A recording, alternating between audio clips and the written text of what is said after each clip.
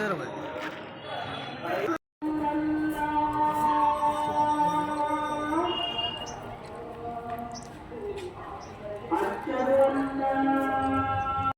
మందితో మేము కూడా పటిష్టంగా బందోబస్తు చేసుకోవడం జరిగింది. నిన్న ఇంత పబ్లిక్ వచ్చినప్పటికీ కూడా ఏ చిన్న ఇన్సిడెంట్ మాకు చిన్న ఒక సెల్ ఫోన్ పోయిందని కూడా మా దగ్గరికి ఎవరు రాలేదు.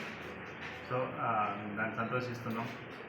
భక్తులకు మరొకసారి ధన్యవాదాలు చెప్పుకుంటూ మేము ఇప్పుడు పెట్టినటువంటి దీని సందర్భం ఏంటంటే మన తెలంగాణ గవర్నమెంట్ ఈ రోడ్డు భద్రత దాని మీద చాలా గొప్పగా ప్లాన్ చేసి ఒక 10 days షెడ్యూల్ ఇచ్చింది మాకు.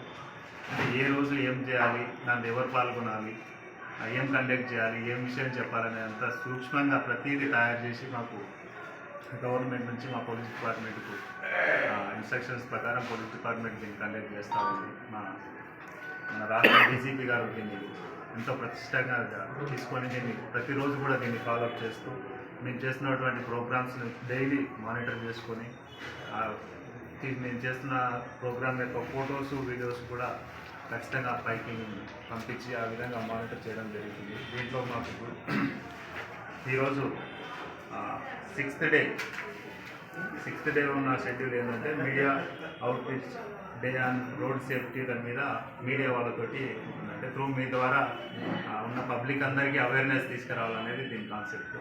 దీంట్లో ముఖ్యంగా మేము డిస్కస్ చేసేది ఏంటంటే ఫస్ట్ పాయింట్ వచ్చేసి డ్రంక్ అండ్ డ్రైవ్. ఏమవుతుందంటే మన దేశంలో సడన్గా చూస్తూ ఉంటే మన రాష్ట్ర ముఖ్యమంత్రి గారు కూడా వీడియో రిలీజ్ చేశారు. ప్రతి 4 నిమిషాలకి దేశంలో ఒక మనిషి చనిపోతూ ఉంది ఓన్లీ యాక్సిడెంట్.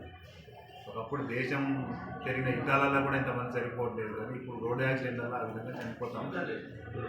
అన్ని డెవలప్మెంట్ జరుగుతూ ఉంది రాష్ట్రంలో కానీ దేశంలో కానీ. అన్ని డెవలప్మెంట్ జరిగినప్పుడు అందరికీ అనుకూలంగా ఉండే విధంగా రోడ్లు డిజైన్ అవుతున్నాయి. ఆ విధంగానే రోడ్లు అంత నీట్గా ఉంటున్నాయి. ఒకప్పుడు హైదరాబాద్కి ఇక్కడ నుంచి పోవాలంటే 4-5 గంటలు పట్టేది, జస్ట్ 2 గంటలలో వెళ్ళిపోతున్నాం. సో మనకి ఆ విధంగా ఫెసిలిటీస్ గవర్నమెంట్ కల్పించినప్పుడు ప్రజలు కూడా అంటే ఇంక్లూడింగ్ అందరం మనం కూడా మన బాధ్యతగా మనం జర్నీ చేసేటప్పుడు తీసుకోవాల్సినటువంటి ప్రికాషన్స్, ఆ స్పీడ్లో మనం పోతున్నామంటే దానికి తగ్గట్టు మన జాగ్రత్తలు మనం తీసుకోవాలి. 2 వీలర్ మీద పోయేటప్పుడు ఖచ్చితంగా హెల్మెట్ పెట్టుకోవాలి. కార్లో పోయేటప్పుడు సీట్ బెల్ట్ పెట్టుకోవాలి. చూస్తూ ఉంటాం చాలా యాక్సిడెంట్, సీట్ బెల్ట్ పెట్టుకోక కూడా చాలామంది చనిపోతారు. సీట్ బెల్ట్ ఉంటేనే ఎయిర్ బెలూన్స్ ఓపెన్ అయ్యింది, ఆ బెలూన్స్ ఓపెన్ కాక చాలామంది యాక్సిడెంట్లలో చనిపోతారు. సో దానికి మేము త్రూ మీ ద్వారా, ఎందుకంటే మేము ఏది చెప్పినా కూడా త్రూ మీరు లేకుంటే జనాలకు కమ్యూనికేట్ కాదు. మేము మంచి చేసినా చెడు చేసినా మీ వల్ల ఎక్కువ పబ్లిసిటీ అవుతూ ఉంది. మీరు పేపర్లో వచ్చిందంటే వాస్తవం అని నమ్మే పరిస్థితిలో ఉంటుంది.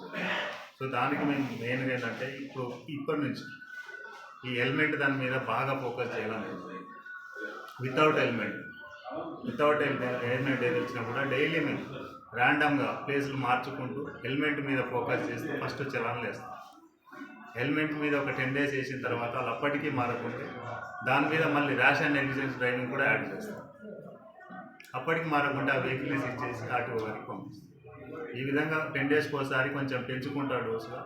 ఖచ్చితంగా పబ్లిక్ అందరూ అవేర్నెస్ అయ్యి హెల్మెట్లు పెట్టుకొని వాళ్ళ కుటుంబాలందరూ కూడా సంతోషంగా ఉండాలని మేము కొంత కఠినంగా కూడా చేయాలని అనుకుంటున్నాం.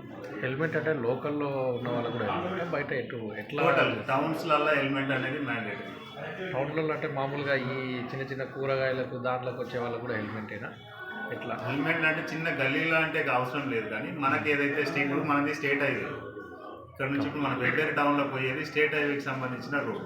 సో స్టేట్ హైవేల మీద ఖచ్చితంగా హెల్మెట్ అనేది పెట్టుకోవాలి. అంటే మొత్తం మీద బయట ప్రాంతాలకు పోయే వాళ్ళు ఖచ్చితంగా పెట్టుకోవాలి. అంటే టౌన్లో సరౌండింగ్లో ఉన్న వాళ్ళకి హెల్మెట్ ఖచ్చితంగా అంటే దానికి ఇబ్బంది పడతారు. సరౌండింగ్లో ఉన్న వాళ్ళైనా టౌన్కి రావాలంటే ఖచ్చితంగా మెయిన్ రోడ్ మీద నుంచి రావాలి. టౌన్లో ఉన్న వాళ్ళ గురించి హైవే మీద నుంచే పెబ్బేరికి రావాలి. ప్లస్ ఇప్పుడు కొల్లాపూర్, పాతపల్లి, గుమ్మడం వీళ్ళంతా కూడా కొల్లాపూర్ రోడ్లో రావాలి. అది కూడా చాలా హెవీ ట్రాఫిక్ ఉన్న రోడ్డు.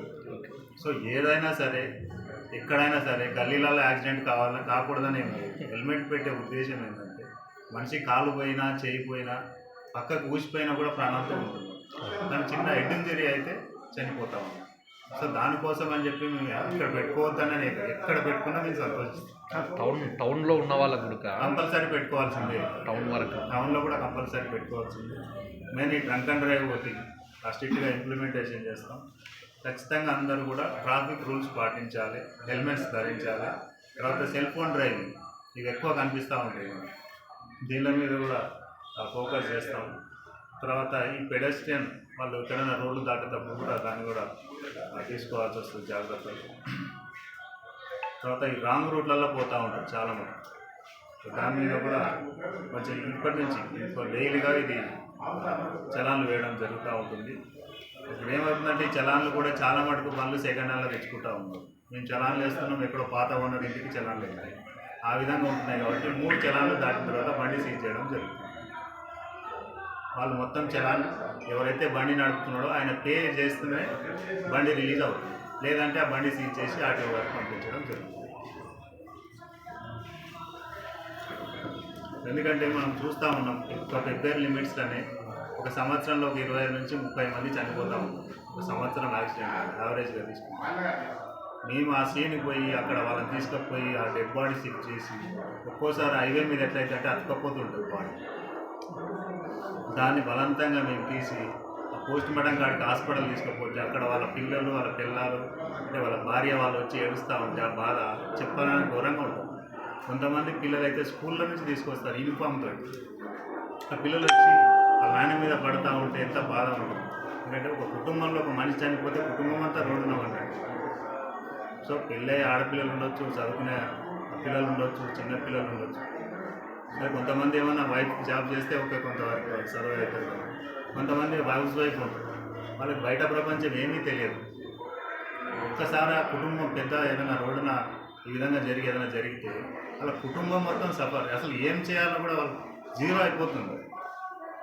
సో దానికి ఉద్దేశించి మేము కూడా కొంచెం కఠినంగానే ఇప్పటి నుంచి చలాన్లు వేస్తాం. కొంచెం కఠినంగా ఉండి ఖచ్చితంగా మనం ఈ 2-3 నెలల్లో ఖచ్చితంగా ఇంప్రూవ్మెంట్ వచ్చేటట్టుగా మనం ప్లాన్ చేస్తున్నాం.